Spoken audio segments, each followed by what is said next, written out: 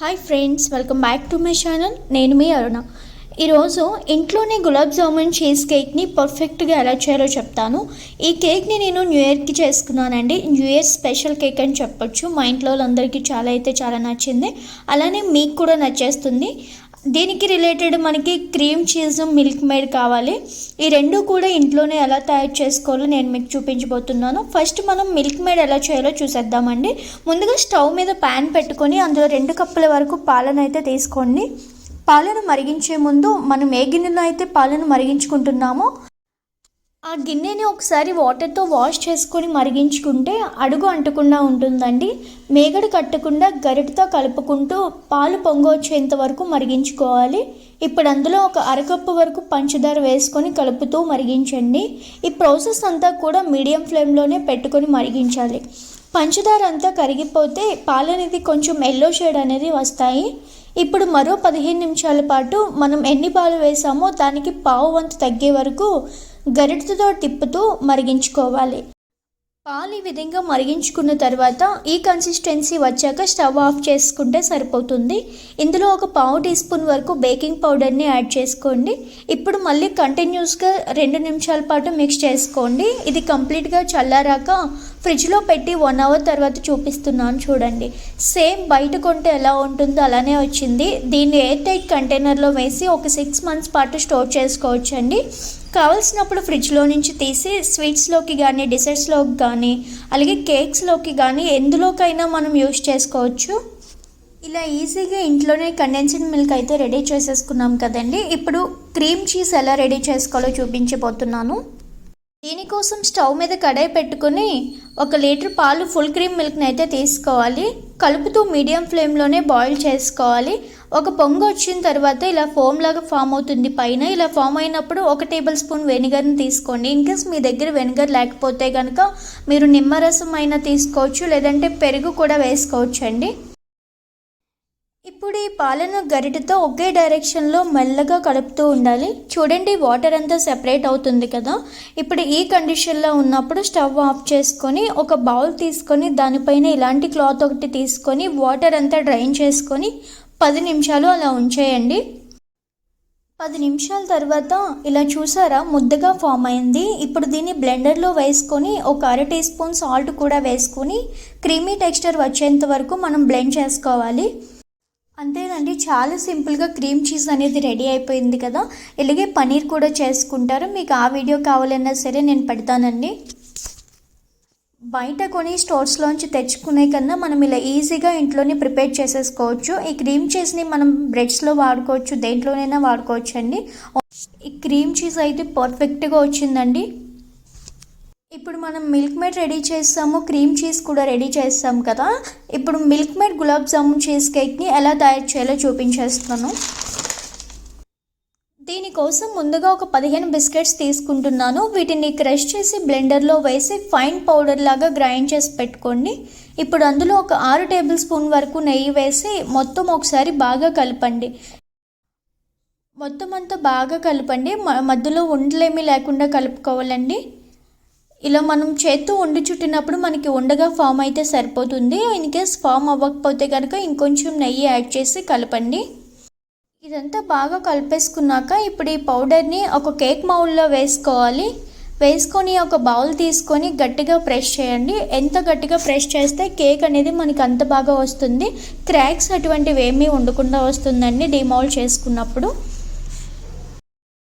ఇప్పుడు మరొక బౌల్ తీసుకొని మనం ఆల్రెడీ రెడీ చేసి పెట్టుకున్న క్రీమ్ చీజ్ ఉంది కదా, దాన్ని 1.5 కప్పు వరకు తీసుకుంటున్నాను. అలాగే మనం కండెన్స్డ్ మిల్క్ కూడా తయారు చేసి పెట్టుకున్నాం కదా, ఫ్రిడ్జ్లోంచి తీసి దాన్ని 3/4 కప్పు వరకు తీసుకొని వేసుకుంటున్నాను. అలాగే ఒక 6 టేబుల్ స్పూన్ల వరకు ఫ్రెష్ క్రీమ్ తీసుకోండి. ఫ్రెష్ క్రీమ్ అనేది మనకి బయట సూపర్ మార్కెట్స్లో అయితే అవైలబుల్గా ఉంటుంది. అలాగే ఒక 1/2 టీ స్పూన్ యాలకుల పొడి, 1.5 టేబుల్ స్పూన్ కార్న్ ఫ్లోర్ వేసి మొత్తం ఒకే డైరెక్షన్లో బాగా మిక్స్ చేసుకోవాలి. ఎలాంటి ఉండలు లేకుండా మిక్స్ చేసుకోవాలి. ఇలా ఉంటే సరిపోతుంది. ఈ కన్సిస్టెన్సీ అనేది సరిపోతుందండి. ఇప్పుడు మనం ఒక 10 గులాబ్ జామున్స్ని ఇలా ప్లేస్ చేసుకోండి. గులాబ్ జామున్ రెసిపీ కావాలి అంటే ఆల్రెడీ అప్లోడ్ చేశాను, అది చూసి చేసుకోండి.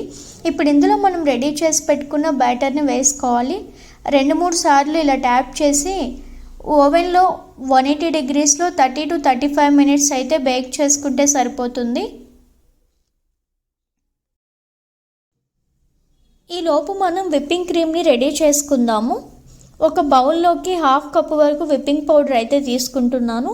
మనం ఎంతైతే విప్పింగ్ పౌడర్ని తీసుకుంటున్నామో సేమ్ అదే క్వాంటిటీలో 1/2 కప్పు వరకు పాలను తీసుకోవాలి.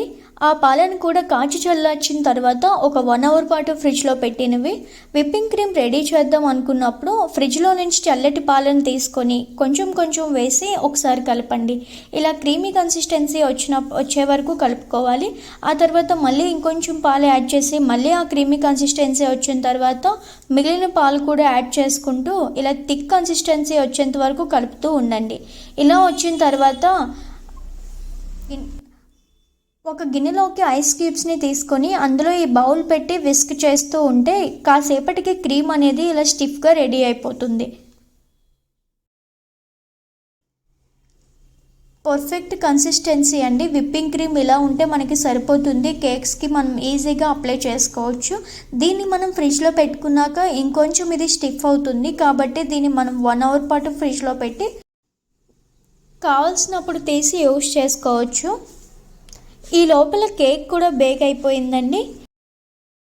కేక్ అనేది కంప్లీట్గా చల్లారిన తర్వాత మాత్రమే ఈ విధంగా డిమౌల్డ్ చేసుకొని మనం ఆల్రెడీ రెడీ చేసి పెట్టుకున్న విప్పింగ్ క్రీమ్ని ఈవెన్గా కేక్ అంతా స్ప్రెడ్ చేసుకోవాలి. దానిపైన ఇలా గులాబ్ జామున్స్ని ప్లేస్ చేసుకొని డ్రై నట్స్తో ఇలా గార్నిష్ చేసుకుంటే సరిపోతుందండి. చాలా ఈజీగా milk made gulab jamun cake అనేది రెడీ అయిపోయింది కదా. ఇది న్యూ ఇయర్ కేక్ అండి. చాలా అంటే చాలా టేస్టీగా ఉంది.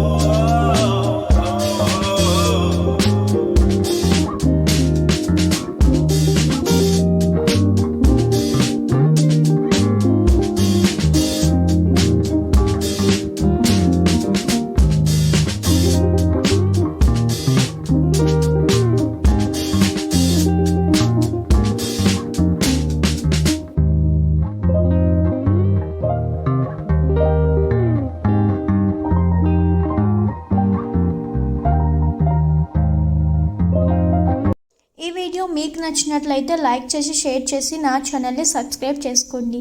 Thank you for watching.